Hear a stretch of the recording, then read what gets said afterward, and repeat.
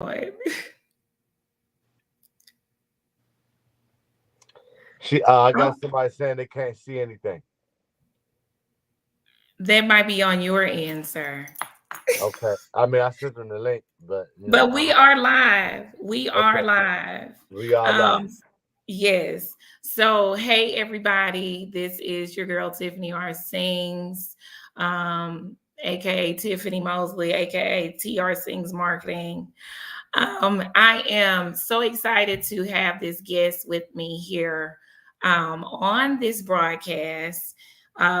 He wanted to go ahead and get this story out before I actually launch my podcast again. So thank you, Mr. Crosson, for wanting to be a part. It's definitely appreciated. First, thank you for coming and thank you for trusting me with your story. Absolutely. Um, I think it is an awesome story. I mean, we've known each other, I think maybe 2 years or so. About 2 years now, 2 wonderful years. Yep. Wonderful years, yes. Um, from what I see, you're for one, you're a hard worker. You believe in a lot.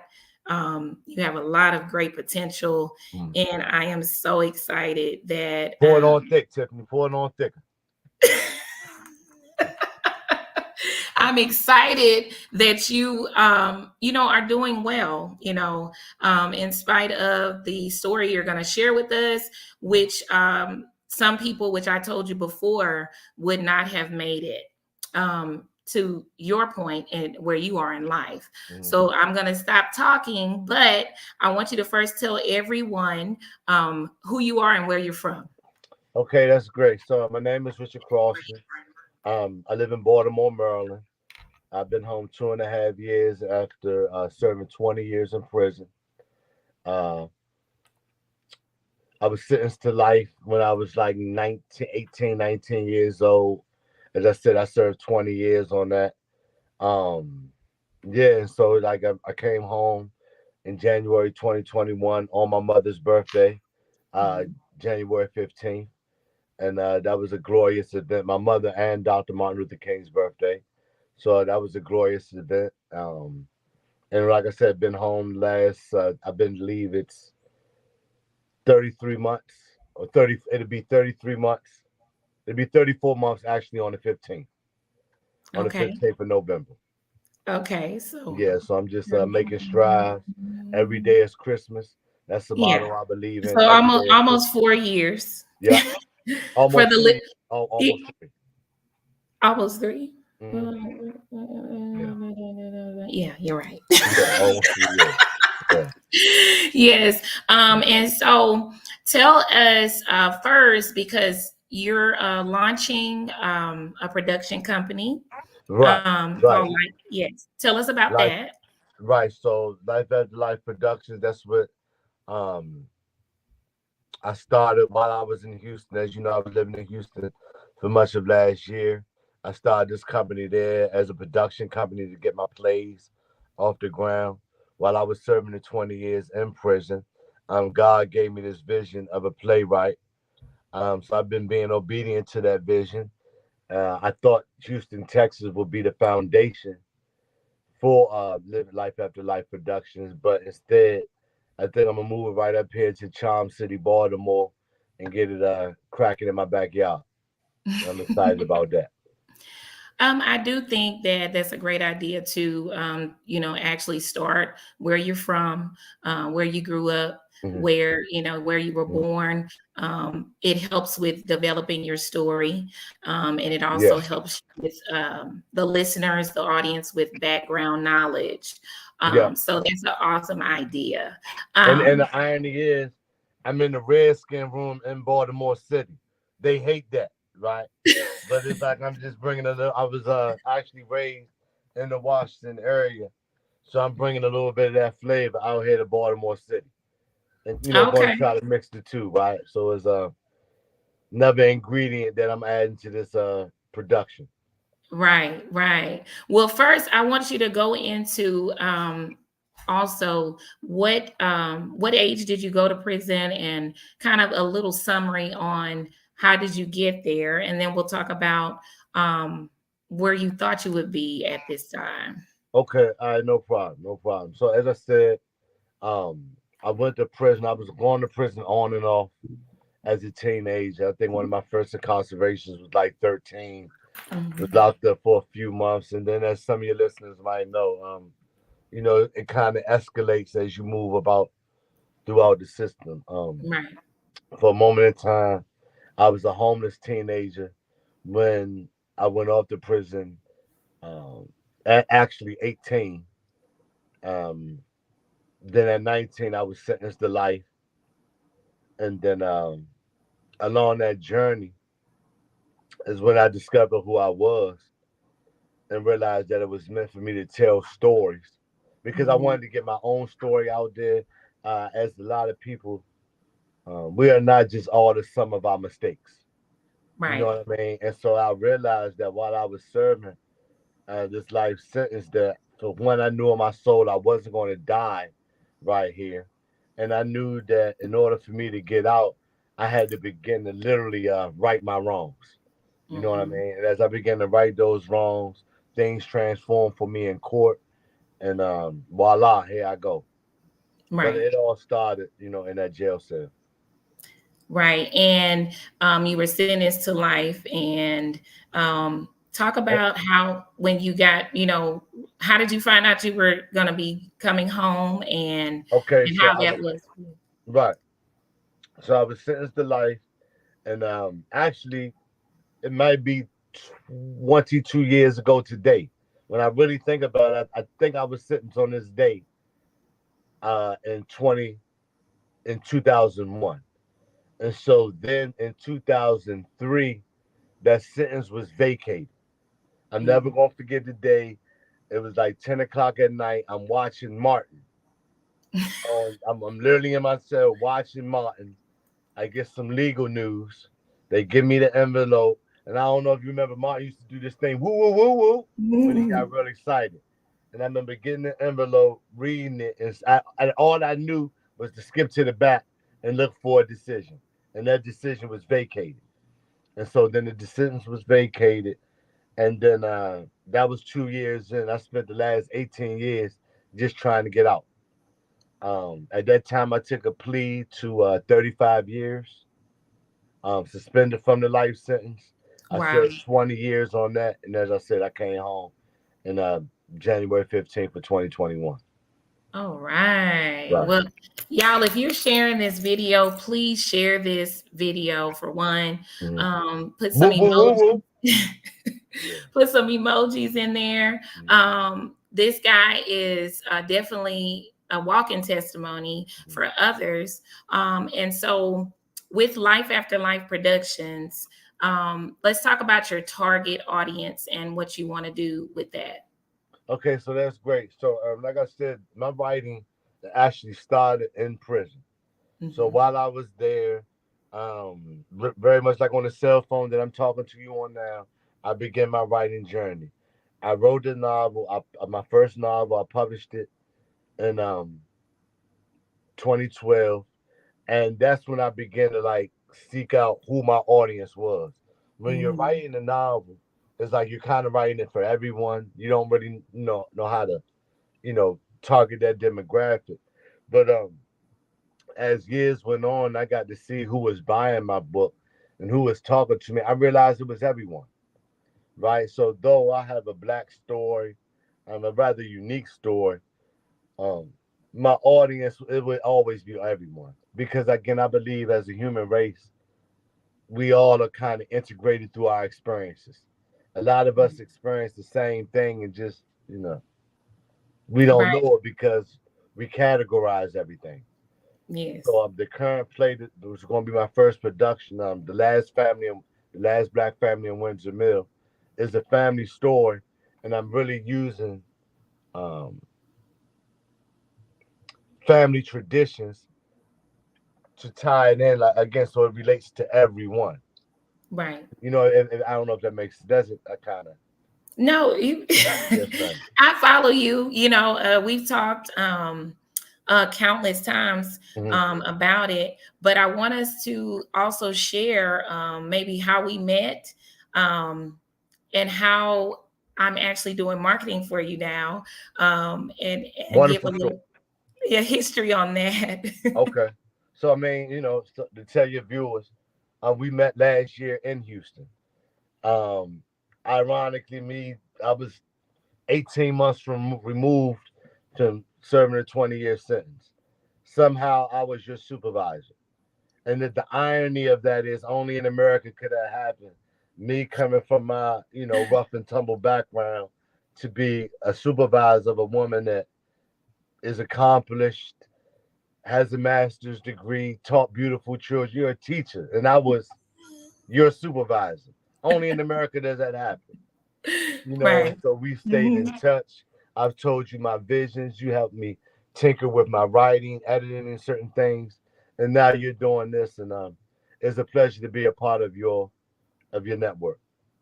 Thank you. It's Thank a it's you. a, it's a privilege. I think that I'm going to touch on that. At first, you were hesitant to talk about your past, I definitely, um, definitely, and because you thought a certain way about me, I guess. yes. When you meet someone, when you meet people, I was on you my best behavior, yeah. and you were too. I was, yeah.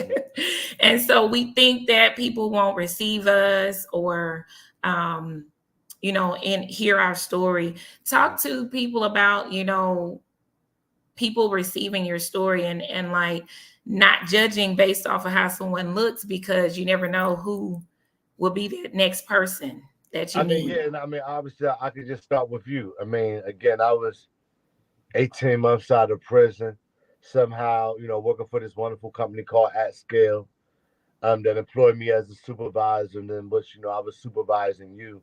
And during that time, I don't know if any of your listeners understand it, but I was internally suffering from an imposter syndrome. A part of me felt like I didn't belong there. Mhm. Particularly again, working, with someone like yourself that has a master's degree, and Almost have a master's. almost has a master's degree. And not to belittle anybody from the GED section like myself, but Right. I again, it was an imposter syndrome there, but just I don't know if you noticed, but you helped me work through that. As I was just Mhm. telling you who I was, what I'm about, where I'm trying to go, and you had already telling me about where you were coming from, the teaching field and all of that. At that time, you really helped relate to me on a human level. You know what I mean? It's just not about where you're coming from, but where you're going. And I told Right. you about where I was going. And, since then, you've been making all efforts to help me get there. And I really appreciate that. Right. Because I have been uh outcast at times, and set apart and all of that.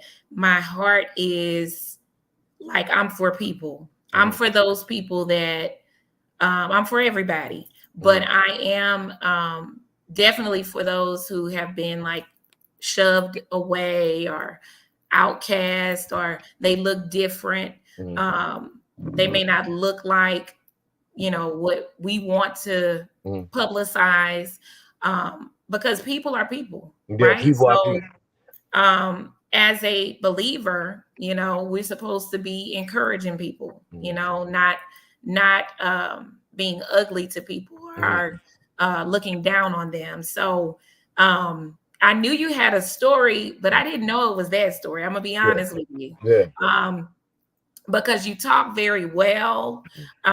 You're very smart, and you're very business oriented. So when you told me that, I was like, come on, Yeah, no. yeah. I get that a lot. Yeah. So how did you learn and still get I guess educated and all of that? What were some of the things you did? I mean, well, one of I'm be frank with you. Well, I was in there, like Malcolm X. Um, I read and wrote the dictionary. Like Hmm. copied it down. First, I wanted to get my oratory on Right. point so I could communicate myself. And I obviously, the A's being the first letter in the dictionary. I came across the word autodidact, and that's someone that's self-taught.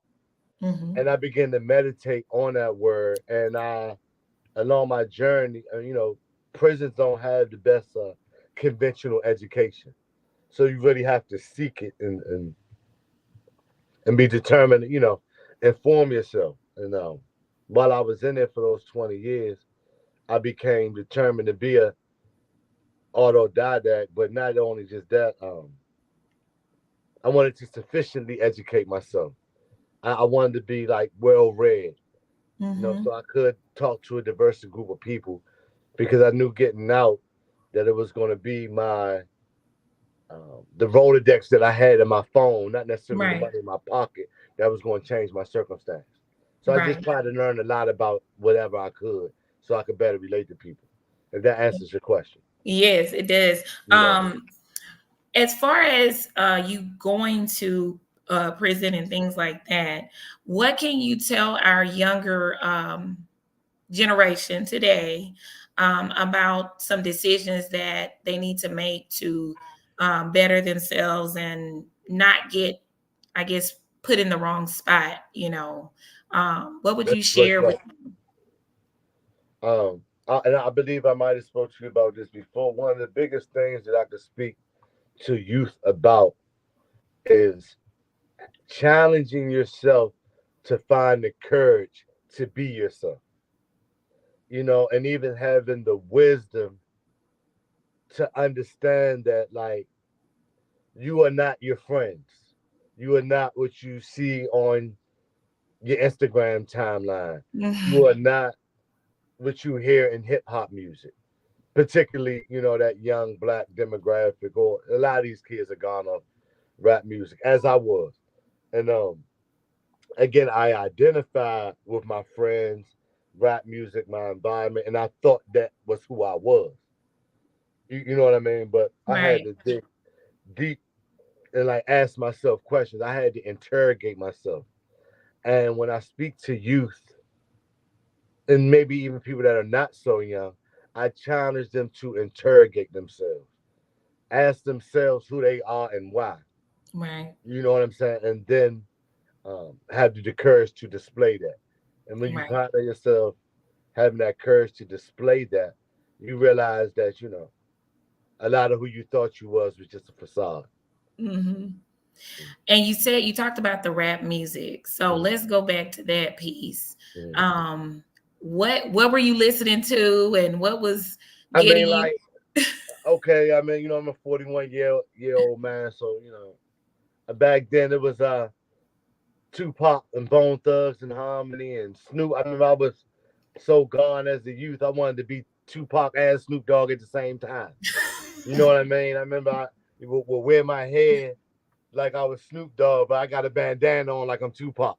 You, Right. you know what I'm saying? And again, I can confess that because rap music is influential. You know what I'm saying? I mean, and again, I don't want to demonize those poets. A lot of them are artists, and a lot of them are just speaking about the circumstances in which they come from, right? But my personal thing about rap and about youth is that it's too much exploitation of this thug persona and not enough skillful exploration of the actual thug predicament. So these children understand that they are in a predicament, but they just want to exemplify the thugism and not apply some actual thought as to what their predicament is and where they are at in it. Right. You know what I mean? And again, I think the more these youth begin to actual think actually think about the actual circumstance, then they could better um, find their way out of it Yeah. as opposed to just being angry. And playing better. But also the rap music does contribute. Any music, anything And we, I mean, it's influential. It's any, art. yeah, and the media, Yeah. everything, I mean, and let's just be honest. Like these kids, when they riding around doing things, they're not listening to Taylor Swift. You know what I mean? Let's just, be honest, right? So, I mean, Right. again, it just starts with them understanding their circumstance. And that's just something I didn't understand my circumstance when I was young. I knew I was in one, but I was Right. just angry. You know what Yeah. I mean? I want to ask, what are some things that you hated that you want to share about jail or prison that you want to share with the audience, the younger audience, so that they don't go there? Okay, that's a good question. I mean, again, I mean that still will break you down.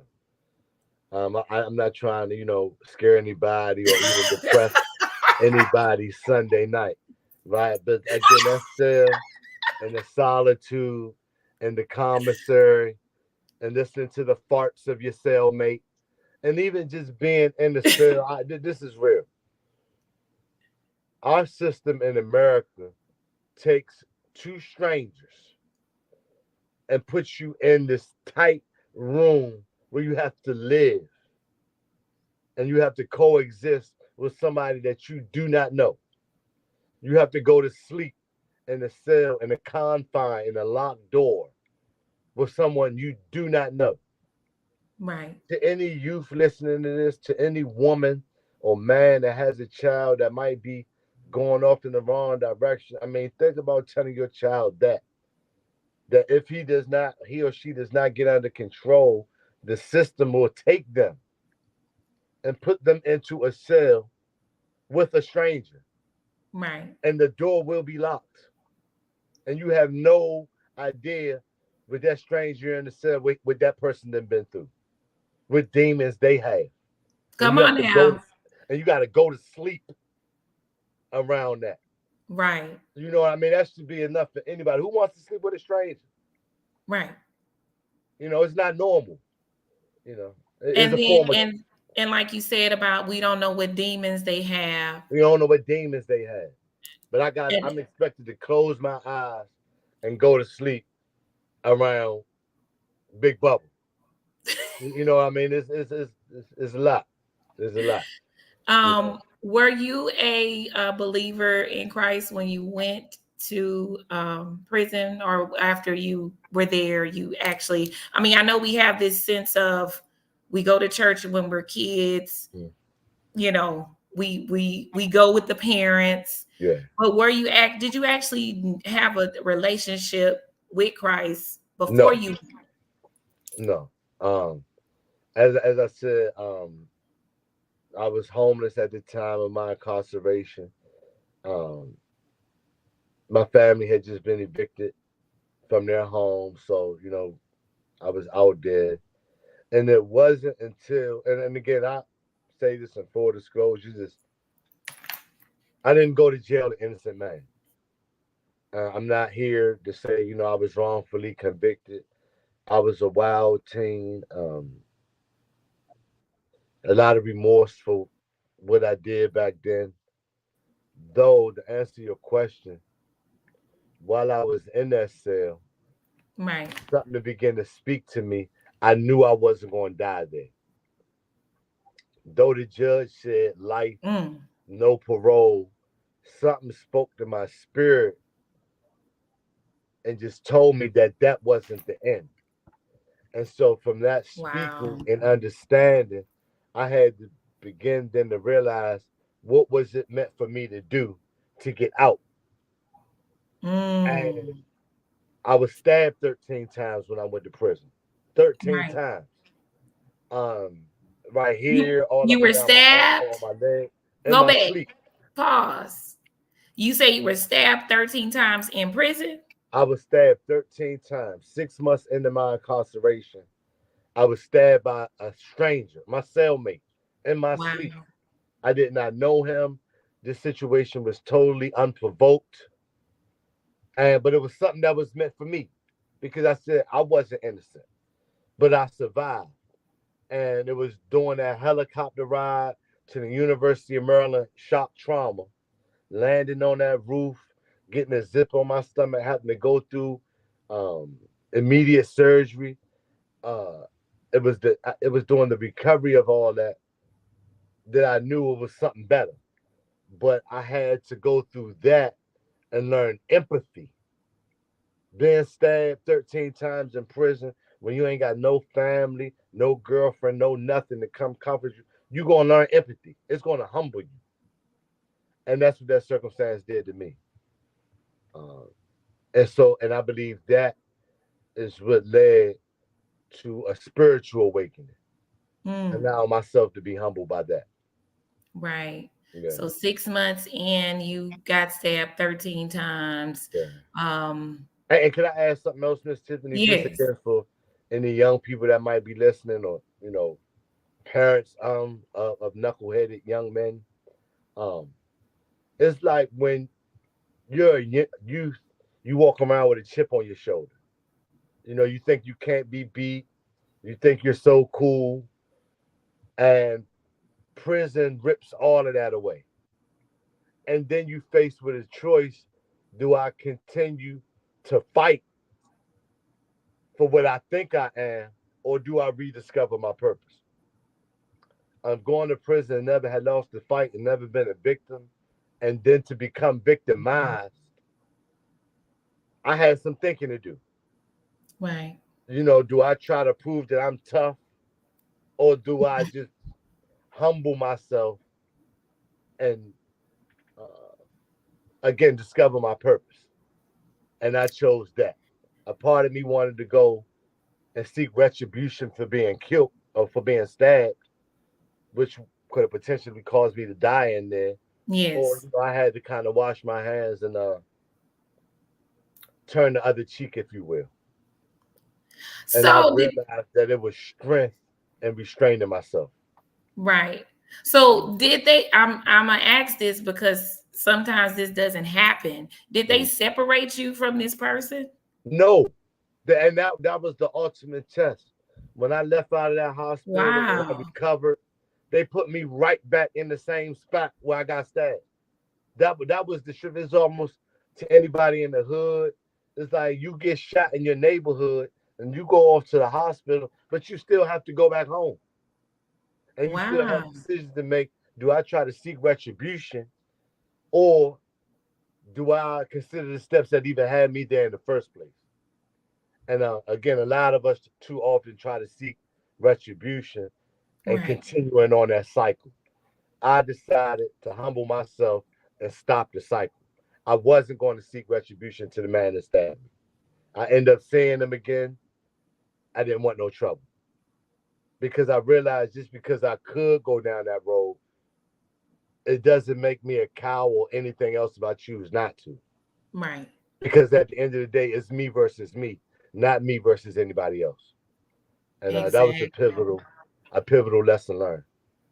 Well, I tell you, when we talk and we talk about business plans and things you have for the future, I always say, hey, because we all have these days where it's like, am I doing the right thing? Or Yep, is this really going to happen? yep, But God places people in your life to remind you, hey, I tell you, you wouldn't have gotten released if you didn't have something that God wanted you to do. yeah, You and now and I remember you telling me that, but I didn't know it happened 6 months after you were in there hmm getting stabbed 13 times hmm and you're still living. yeah, So that should be a testament by itself. Hey, 6 months in, you got stabbed, but you survived serving what, 20 years? 20 straight years. Yep. When a lot of people who go in, they don't come out because they end up dying. Mm. Or end up hurting somebody else and Right. getting more time. Yeah. Or they And don't so even come out whole. exactly. And so we know that God had to be with you Yeah, because he absolutely. had something for you to do. Yeah. And so with Life After Life Productions, tell everyone like about what you're doing right now. Okay, thank you. Okay, so right now, I'm currently in the midst of writing two plays. I've been with your help, I've been getting uh familiar with these social media, You can let them know now that I'm your what social media consultant, and what else. my editor and And co-writer. yes, there you go. Definitely an editor and co-writer. I couldn't be doing any of this playwriting without you.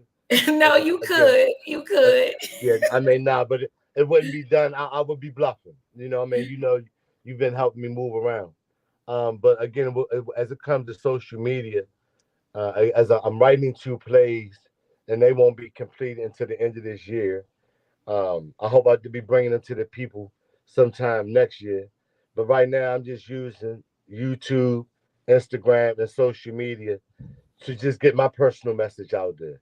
I'm Richard Right. Crosson, living life after life, Instagram, YouTube, Facebook, and just telling people about who I am, what I'm about, and where I'm trying to go. Hmm. As you know, Wado 267 is a big inspiration in my life. I Yes. believe that man is the Jay-Z of returning citizens. And uh, though he, speaks a lot to the youth, I'm trying to speak more to everybody. You know Okay. what I mean? Because even though I have done time in prison and I'm going from incarcerated to incorporated, I'm realizing many adults have been incarcerated and are Hmm. seeking to go from incarceration to incorporated, whether they were incarcerated inside of a marriage, debt, a dead end job, a Come on. lifestyle, Talk. what, whatever. I'm just Right. trying to then show them that we all can go from being incarcerated to incorporated. And that's what my social media platforms is about. And All again, right. I'm just being honest, sharing my own life as well. I haven't done everything right. I've made mistakes. And too often on social media, I'm with a lot of these influencers. All of them seem to be perfect. Right. And I'm kind of presenting myself as, I'm out here learning with my viewer. Exactly. Yeah. So is this your first time sharing your story on social media? In this way, in an interview setting, yes, ma'am. Okay, You and awesome. I did something like this a year ago, but I mean, for it to be done like this, yes, this is the first time. Well, we thank you here at TR Sings Marketing for allowing us to be the first people to record your story Hmm. live and put it on broadcast um, because you have an awesome story. Hmm. Um, Richard Crosson, guys, he has a production company called Life After Life Productions. Hmm. So tell us about the first play movie that we're going to be releasing. Okay, so this first play, which has been a pivot, but it's called The Last Black Family in Windsor Mill, where I'm basically writing about myself. Um, I've come home after doing it 20 years. I was blessed to come home to my mother, father, and my little sister. And we're a close knit black family. And what's your sister's name? My sister's name is Alicia. She's on here. Hey, Alicia. I asked you because I saw across it on there. Yeah, Hey, yeah, yeah, Alicia. yeah. That she's one of my biggest fans. And so this play is going to be about what it's like for a 38-year-old black man to come home and still have his mother, who she's disabled. I have a father who's 80 years old. He has health issues, and then I have a 37-year-old sister, and she recently lost her sight.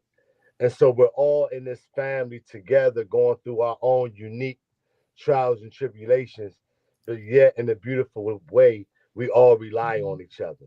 Right. And me coming into it, my character has aspirations to be a stand-up comic. So he has to talk about these situations and his reacclimation to society and dealing with his mother, father, and his little sister who thinks she's his big brother. He kind of has to deal with that in a comedic way. Right. And you see him go through this family dynamic, his aspirations to be a comic, and he's in therapy as well.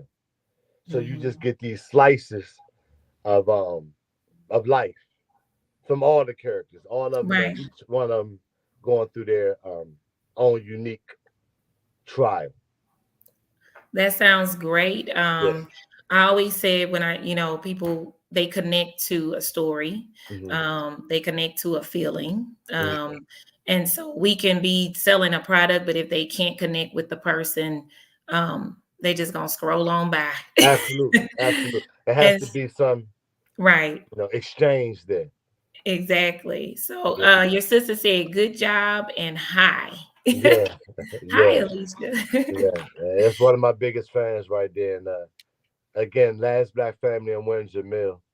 A lot of times, why you call it the last black family? Because again, me being a 41-year-old man as I am now, I don't know many other black men that even still have both of their parents, or even dare I say live with them.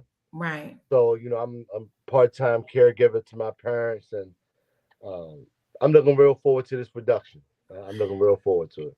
Right. So tell us about living or growing up in Baltimore, and some of the things that you experienced that you think kind of steered you going to prison, maybe, possibly. Okay, so I actually grew up in the DCPG area, Okay. which is why this is a Redskin slash Commanders room. And my family moved to Baltimore while I was incarcerated. So Mm, I don't know um, Baltimore like that. okay. I grew up in DCPG, but what I realized it was all the same. What I realized just going through prison and having many cellmates that came from DC and Baltimore, um, the story was the same. The Right. story was the same as all inner cities, urban cities across America. One might be called St. Louis or Houston or Third Ward, but it's all the same. It's all the same. Right.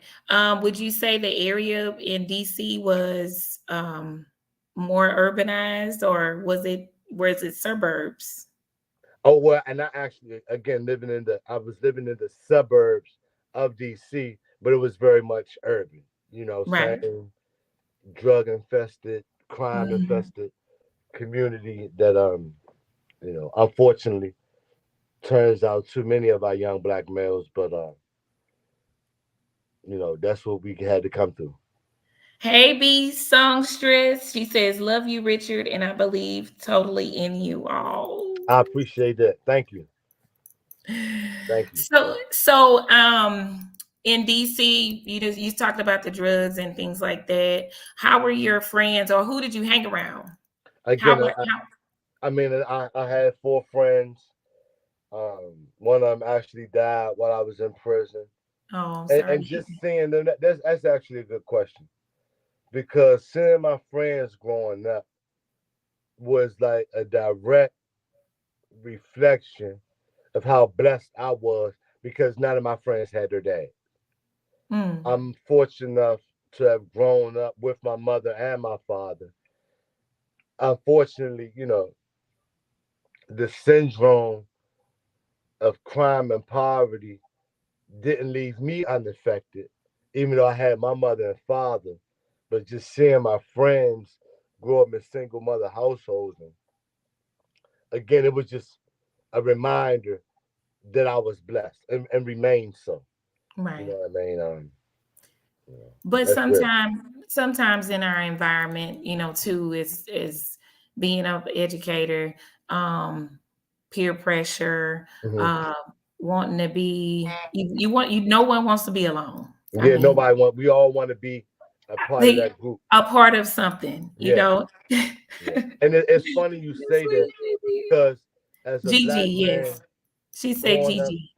being in the streets and doing street stuff and going off to prison, because I had my dad when I went off to Mhm. prison, um, I wasn't. I no longer had that peer pressure. I wasn't trying to be in anybody's game.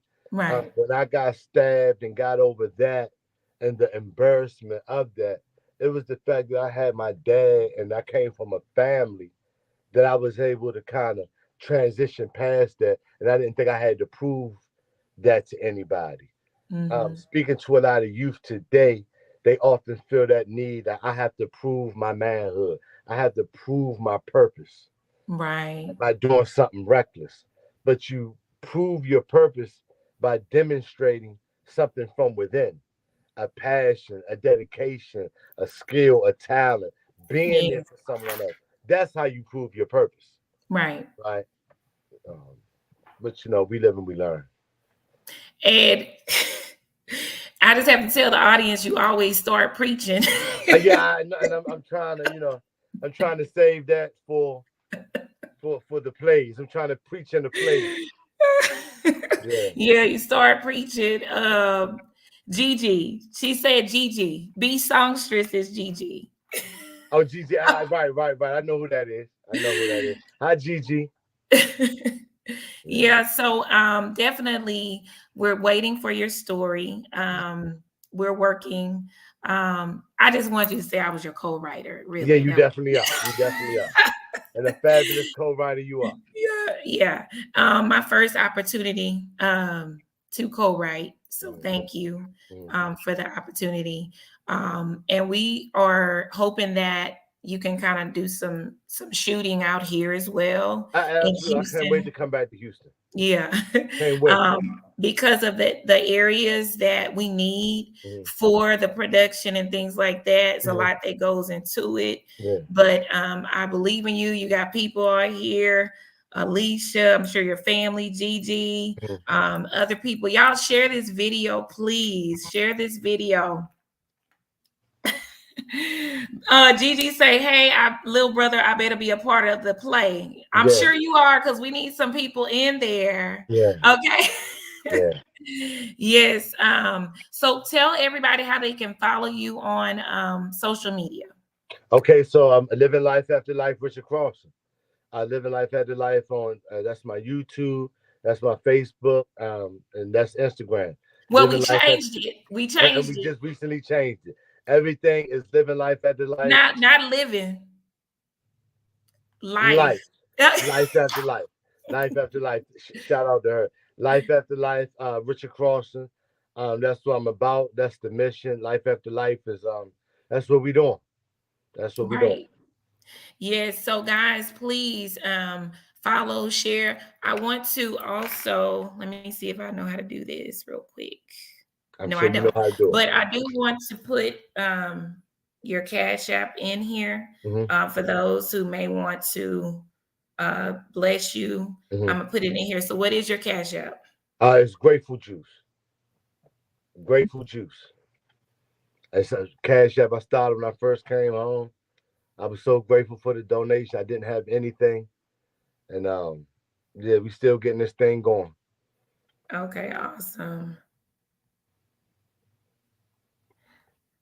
Let's We on see. the journey to entrepreneurship. Yes, we are. We getting it going. Um, and also we are making sure that everybody sees and gets to know your story. Mhm. Definitely.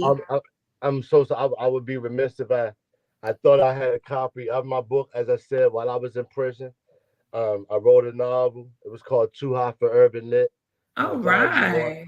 That's on Amazon. I sold nearly 5,000 copies of this book while I was in prison. Um, Come it on, was the book that I was. 5,000. It was the book that I was so determined to write.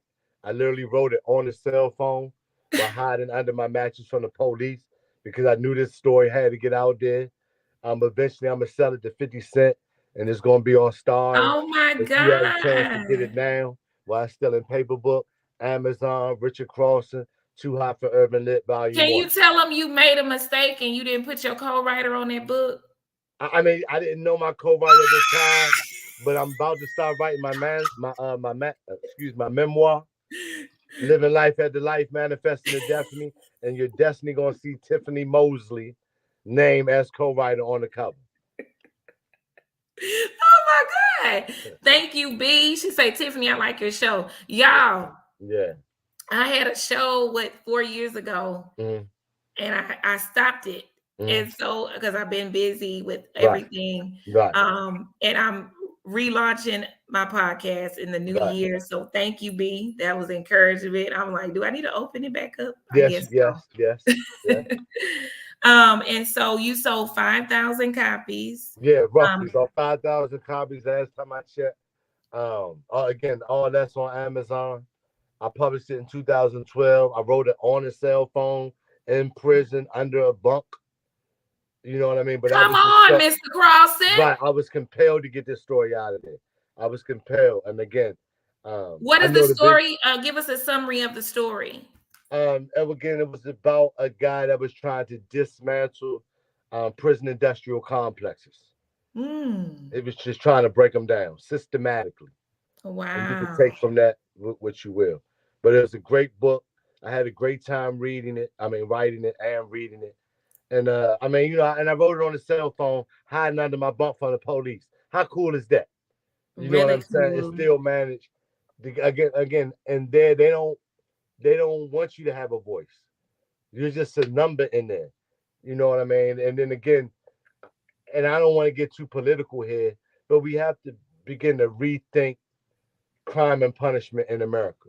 Well, Uh, you have to be political because honestly, um, the prison system, the drugs being infiltrated into the urbanized areas, the chicken with the hormones in it, the meat with all the chemicals in it that it's a that system. cause that It's causes a system.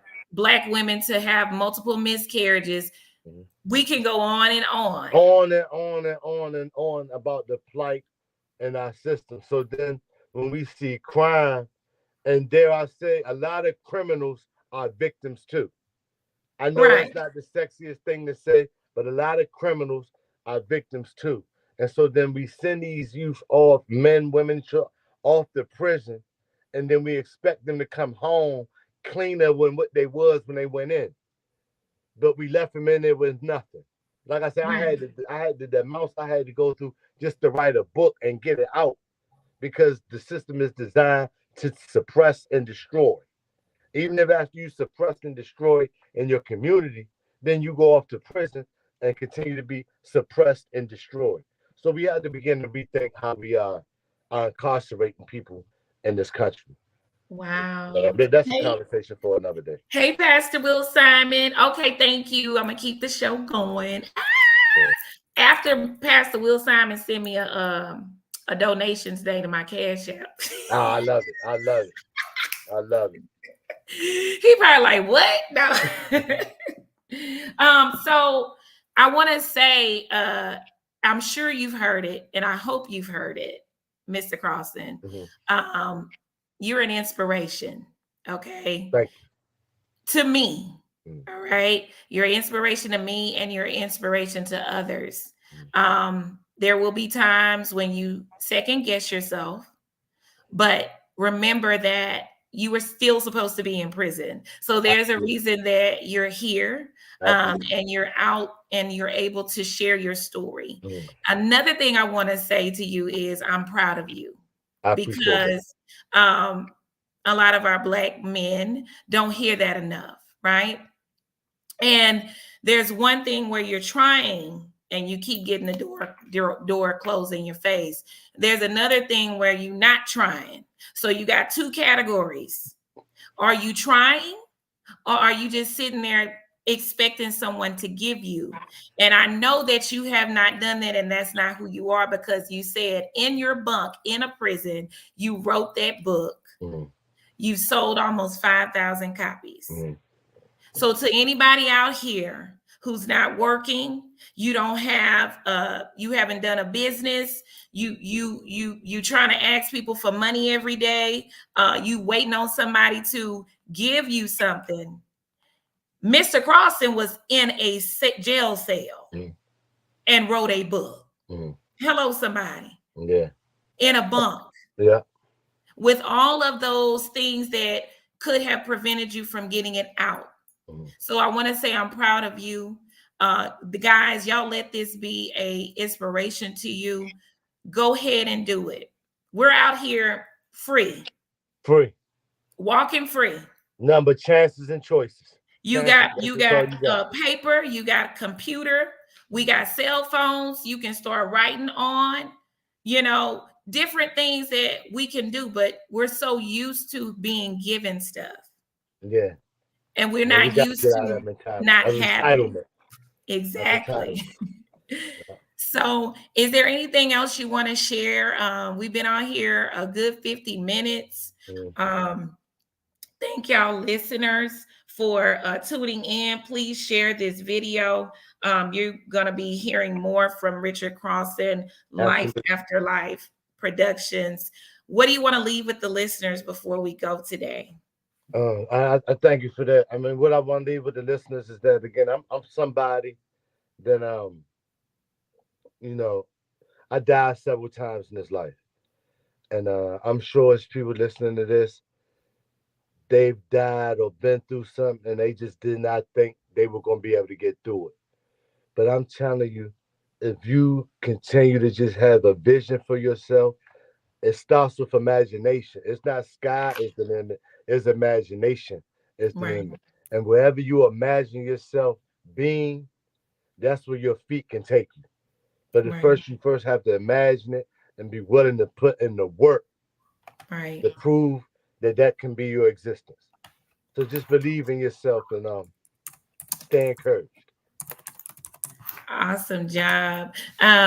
We are so happy that you came to share your story with us. Mhm. Guys, this is your girl, Tiffany R. Sings. I am the founder and owner of TR Sings Marketing and Organization, LLC. I am Tiffany R. Sings, an artist.